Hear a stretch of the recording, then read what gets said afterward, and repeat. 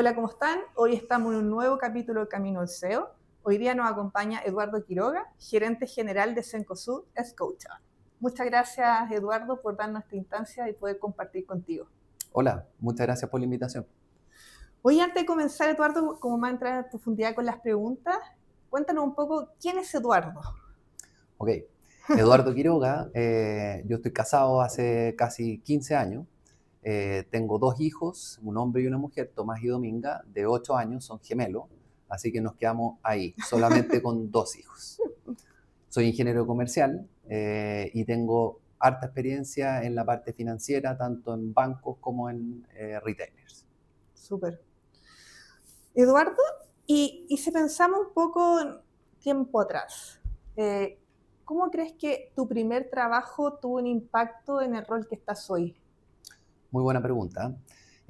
Bueno, mi primer trabajo fue en el Banco de Chile. La verdad es que entré al área de riesgos de crédito y al principio me dijeron riesgo y la verdad no sabía muy bien qué iba a haber. No, es algo que no me habían enseñado en la universidad. Cuando llegué al Banco de Chile, que es una institución muy grande y muy respetada en Chile y fuera de Chile también, uno de los primeros bancos del mercado, me di cuenta que había muchas áreas que trabajaban por sí solas, que eran más bien silos. Y la verdad es que a mí eso me llamó la atención porque siempre me ha gustado investigar más, conocer un poquito más de los del lado. Eh, ¿A qué me llevó eso? A empezar a conocer más de otras áreas, a meterme más un poquito en las otras áreas. Eh, ¿Qué hice después? Empecé también a expandir mi conocimiento a otras personas. Entonces, eso yo diría que me ayudó mucho después y marcó mi carrera desde un principio, ser siempre muy inquieto y estar buscando nuevas formas de hacer cosas, no solamente en el área donde trabajaba yo, sino que en muchas otras áreas más.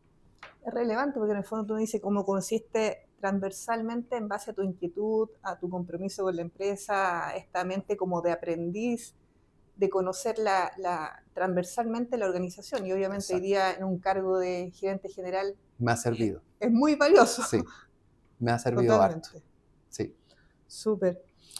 Eduardo, y si pensamos también, ¿qué decisiones claves? Tomaste una decisión bien joven, tempranamente, en el fondo de decir, no sé si es más como tu mentalidad esto de querer buscar y conocer las otras áreas, pero aparte, ¿qué otras decisiones relevantes has tomado durante tu trayectoria que te llevaron a la posición que estás hoy día?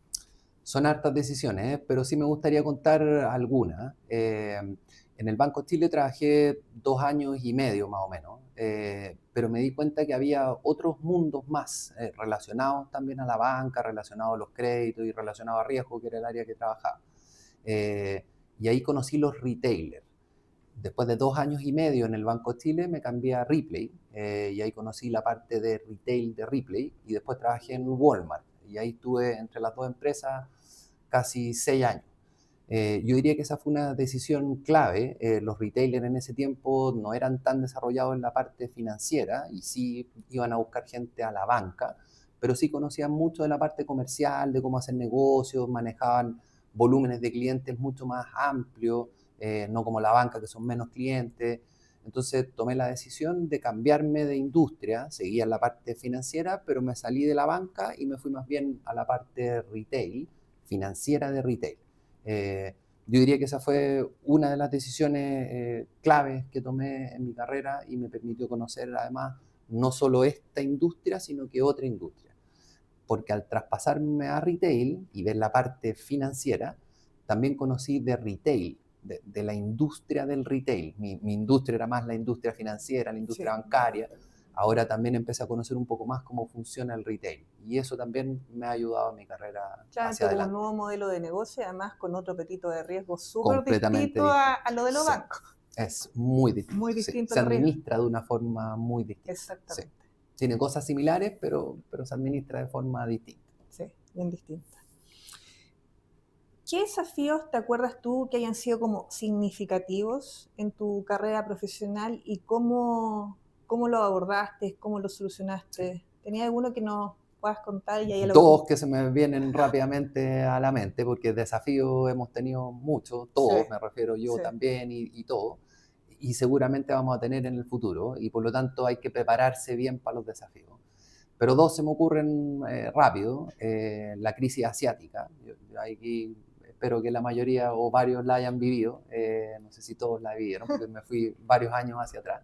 Pero la crisis asiática demostró o nos desafió a cómo administrar los portfolios de una forma distinta cuando vienen algunos factores externos, que podría ser una crisis, podría ser algo ambiental, podría ser un desastre natural, podría ser un problema con la cartera en específico por alguna administración.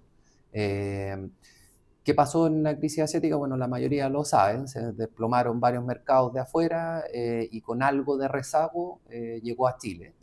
¿Y qué pasó finalmente? Las morosidades de la cartera subieron al doble, la gente no podía pagar, hubo inflación, no podía pagar sus cuentas, incluso sus cuentas de servicios más bien básicos.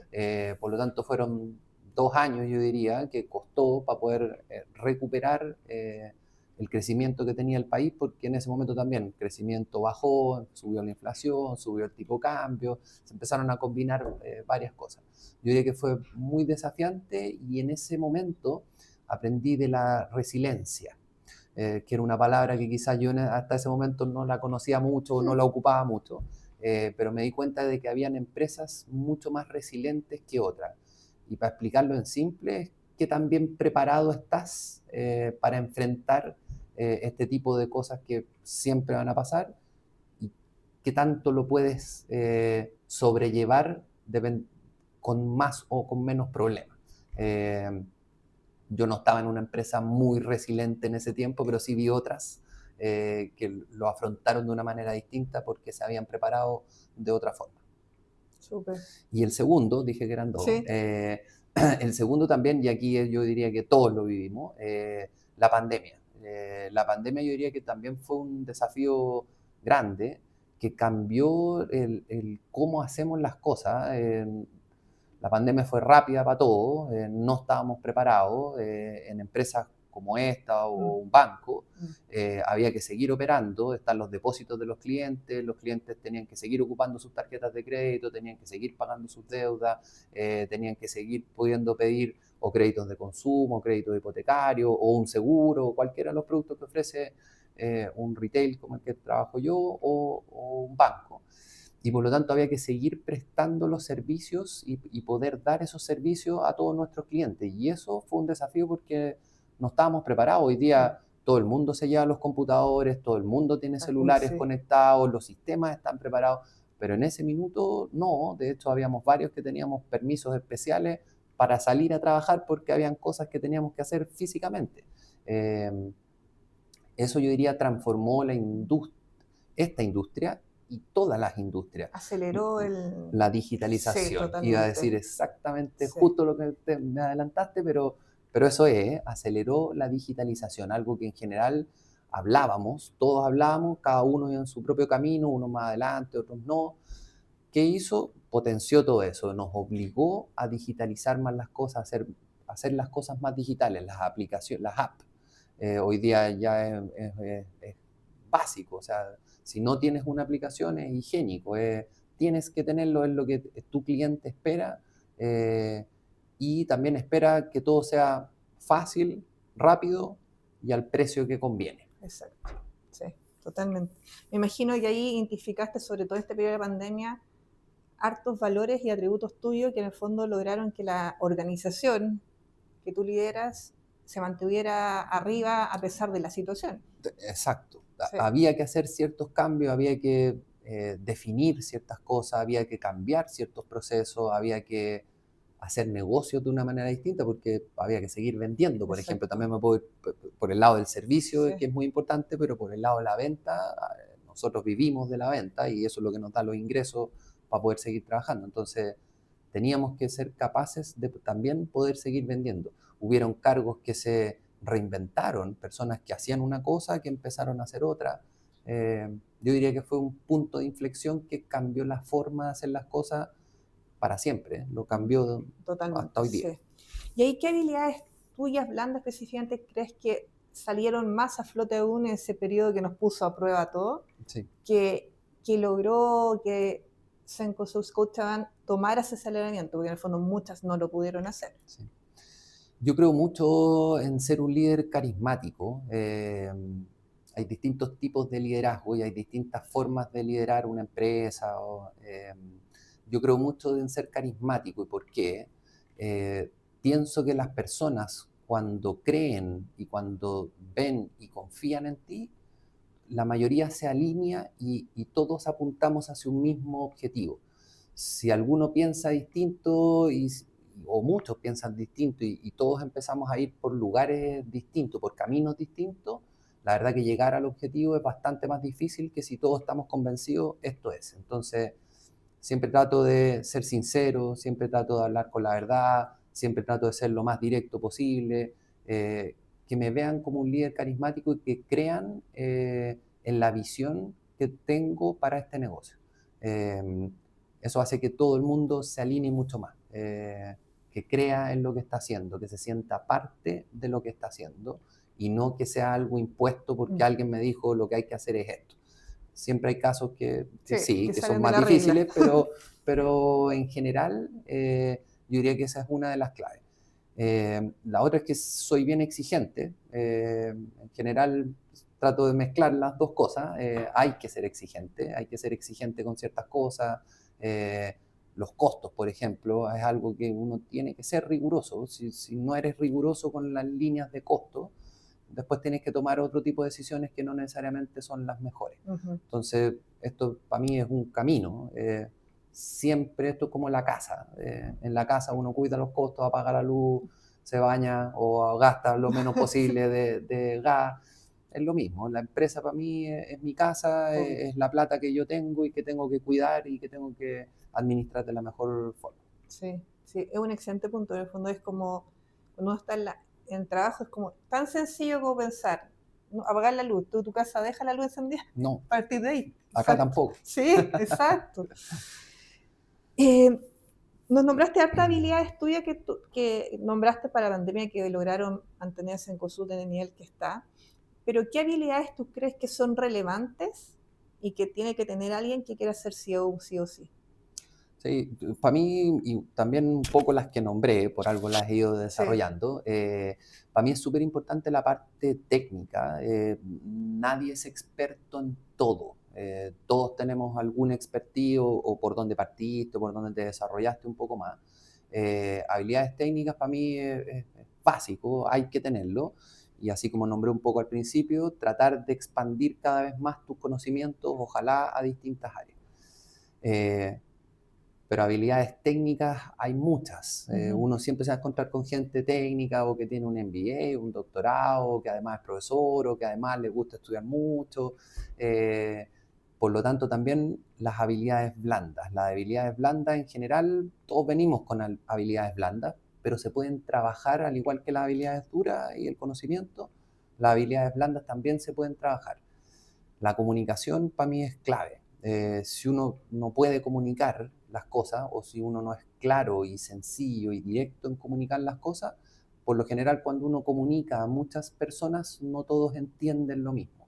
Si uno es claro, es directo y además es consistente, porque si vamos cambiando las cosas de un mes para otro o de una semana para otra, la verdad es que la gente también dice ¿para dónde vamos?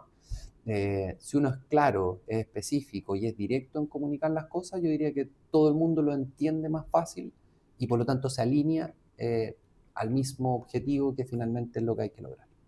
Súper.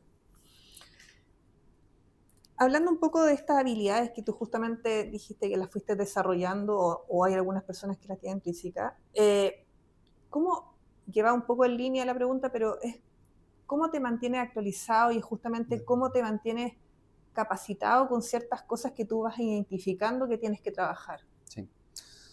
Voy a dividir tu pregunta porque tiene varias aristas la respuesta, yo diría. Yo hoy día tengo la suerte de trabajar en una empresa que tiene dos grandes socios, que es Cencosud y Scotiabank. Por ambas empresas hay muchas buenas prácticas, están en varios países, hay muchas culturas que se entremezclan.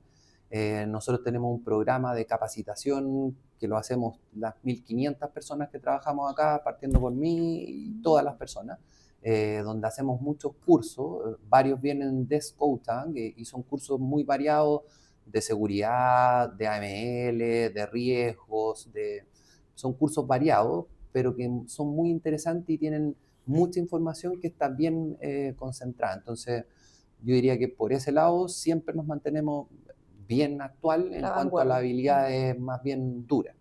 Compartimos buenas prácticas y malas prácticas también. Las cosas buenas y las malas las compartimos. No necesariamente hay que compartir las cosas buenas. Siempre es bueno también compartir las malas. Así uno aprende y no hace lo malo que hizo otro o que le pasó a otro. Por lo tanto, hay una metodología de aprendizaje. El banco adicionalmente tiene todo un programa que parte desde Toronto, que se llama iLead. Yo manejo, yo guío, donde hay distintos niveles para hacer distintos cursos, incluso cursos de directores, cursos de administración de personas. Cada vez que hay un curso nuevo, yo ya lo he hecho todo, pero cada vez que hay un curso nuevo, me inscribo porque me interesa aprender. O si hay algún curso que tengo un update, también me interesa aprender harto. ¿Y por qué dije varias aristas? Nosotros trabajamos en una industria que es bien movida. Uno diría la banca en general es una banca tradicional que existe hace 3.000 años o algo así, por ahí habría que investigar un poco más desde hace cuánto, pero por lo menos hace 3.000 años. Y que no ha cambiado mucho, porque finalmente es o prestar dinero, cobrar, como esa la dinámica. Pero la verdad es que es una industria que es muy cambiante, es una industria que tiene muchas normativas, es una industria que este año nomás vamos a tener 5 o 6 normativas nuevas. Cada normativa implica cambiar la forma de hacer las cosas, implica cambiar un software, implica gastar más o tener ciertos ahorros en otra parte, implica entender bien la normativa, implica cumplir la normativa, implica auditar la normativa, implica... Entonces, todo eso hace que finalmente siempre tienes que estar mirando cuál es tu mejor opción, cuáles son tus mejores software, quién está haciendo algo distinto, ya sea en Chile o afuera de Chile. Hoy día, por ejemplo, también tenemos toda la parte de las fintech. Una fintech no es igual a un banco, no es igual a un retail, es una fintech. Y hay que entenderlo de esa forma porque además nacieron de esa forma. La banca y el retail no nació como una fintech. Nos transformamos o nos estamos transformando dependiendo en qué etapa vaya cada uno, pero no es lo mismo. Entonces, eso, tiene hartas aristas, pero es clave mantenerse siempre actualizado porque las cosas cambian y cada vez cambian más rápido. Sí, una industria súper normal, en el fondo, que te exige cada cierto tiempo constantemente repensar las cosas. Así es. Si pensáramos en la audiencia y quisieran escuchar un consejo tuyo, ¿qué consejo? Nos has dado harto durante todo el periodo que estamos conversando. Tengo más. ¿Qué consejo le daría a nuestra audiencia que quiera ser CEO? Sí. O que quiere llegar a un cargo de alto liderazgo. Consejos hay muchos y es verdad que he hablado varios y bueno, cada uno después tiene que ver, son estos, son otros, al final también son ejemplos. Yo como consejo que daría, hay que trazar un camino, definir un camino, definir un objetivo. No todos tenemos los mismos objetivos, no todos tenemos los mismos gustos, las mismas preferencias o no todos queremos exactamente lo mismo. Pero sí es importante que lo que sea que quieran, tracen un camino y tracen hitos en ese camino. Si el camino es muy largo, a veces uno se pierde en el camino. Pero si uno va haciendo paradas en el camino, la verdad es que es más fácil llegar al final. Eso no lo había dicho, así que ahí agrego la parte de trazar un camino con objetivos claros. Lo otro que recomendaría es, la mayoría de ustedes, o los que quieren ser CEO, trabajan y han trabajado quizás en dos áreas de la empresa. No es tan fácil cambiarse de áreas, en algunas empresas sí, en otras es más difícil, pero lo que es fácil es conversar y aprender de otras áreas. Eso es gratis por lo general, y los desafíos hoy día son transversales a las distintas áreas, entonces siempre hay algo que yo estoy haciendo que afecta o que necesito al de al lado, entonces por lo general uno va a buscar a la otra persona porque necesita una ayuda. Yo lo pienso distinto, yo lo pienso más bien, yo voy a buscar al otro porque yo voy a aprender algo, porque yo voy a generar algo mejor para la empresa, para los clientes o para los accionistas. Entonces, yo diría que tratar de cambiar un poco la mentalidad, tratando de enfocarse un poquito más en aprender más, en mirar más, en estar mejor preparado hacia el futuro. Y lo otro, siempre y en la medida que vayan subiendo de cargo, van a empezar a administrar personas. Es clave la elección del equipo. Si uno tiene un buen equipo o un equipo que esté cohesionado, las personas en general, desde mi punto de vista, son todas buenas, pero hay que armar un equipo que sepa jugar en conjunto. A veces hay personas muy buenas, pero cada uno quiere brillar por sí solo, o hay un par que quiere brillar por sí solo. Eso por lo general no hace match como equipo, no hace que se avance a la misma línea, hace que hayan fuerzas que nos vayan desviando un poquito del camino. Entonces, desde mi punto de vista, para mí la primera evaluación que hago es mirar las dinámicas de los equipos. Parto por el equipo mío, después empiezo a bajar y me aseguro de que sean equipos y no solamente la palabra, sino que jueguen como equipo. El ideal es que se terminen conociendo tan bien que ya todos jueguen de memoria. Sí. Y ya sepan dónde está cada uno, ya sepan qué es lo que hay que hacer o qué es lo que está haciendo cada uno, cómo aporto yo a eso y cómo me aporta el otro a mí. Y finalmente todos vamos hacia un mismo camino. No pueden haber más de uno. Súper buenos consejos, Eduardo. Y ahora, con el poco tiempo que te debe quedar, ¿cómo equilibras tu vida profesional con tu familiar, con tu espacio para hacer otro tipo de actividades fuera del trabajo? Sí, siempre queda tiempo, o sea, al final es un tema de organización. Y de deseo. Sí, es verdad, exacto, de deseo, organización y de que finalmente uno tiene que cambiar algunas cosas por otras. Algo hablé al principio de mi familia, y voy a partir por ahí porque la verdad es que para mí el tiempo personal o la parte no laboral se traduce a mi familia. Me gusta estar en mi casa, me gusta estar con mis hijos, me gusta estudiar con ellos. Y por lo tanto yo creo que eso me sirve mucho para liberar estrés. Además me siento más útil con ellos, si no sería un papá más ausente, que la verdad es que siempre lo pensé de otra forma. Siempre lo pensé como que yo iba a estar ahí estudiando con ellos, tratando de estar el mayor tiempo posible. Como dijiste tú, efectivamente me queda poco tiempo, así que en la semana, muy temprano en la mañana, y aquí voy combinando la respuesta, siempre parto y me levanto un poquito más temprano que ellos y parto haciendo algo de ejercicio, ¿no? Un poquito como de gimnasio, hago un poco de comillas, pero en la casa, hago en mi casa, pero hago ejercicio en la mañana y eso me ayuda además a tener más energía durante el día. Después tomamos desayuno y en las mañanas comparto algo con mis hijos y después en las tardes los alcanzo a ver poco porque todavía están chicos y se acuestan temprano, pero siempre alcanzo o a preguntarles cómo les fue. Ellos ya me están preguntando, hace pocos años atrás no me preguntaban mucho, pero ahora ya me están preguntando, y trato de o estudio algo con ellos o por último conversamos de cualquier cosa. El fin de semana cambia un poco. Hago ejercicio en las mañanas y no me queda más tiempo, mucho más en la semana, pero los fines de semana sí trato de hacer mucho ejercicio. Me gusta el cerro, me gusta salir a caminar, me gusta el pádel, me gusta el tenis, me gusta el esquí, me gusta el golf, me gustan todos los deportes. Y la verdad es que tengo la opción de poder hacer varios y me gusta mucho hacerlo con mis hijos y con mi señora.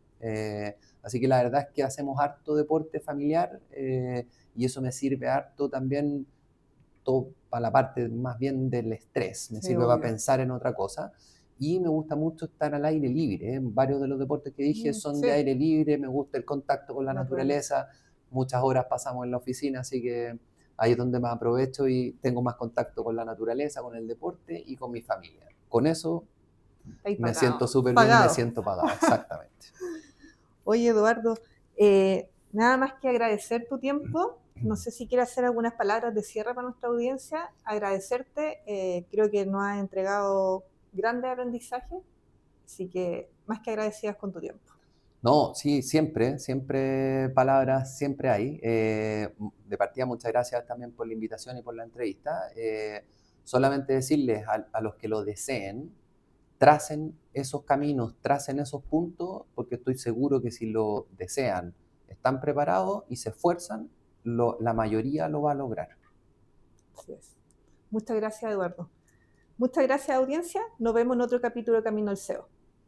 Chao.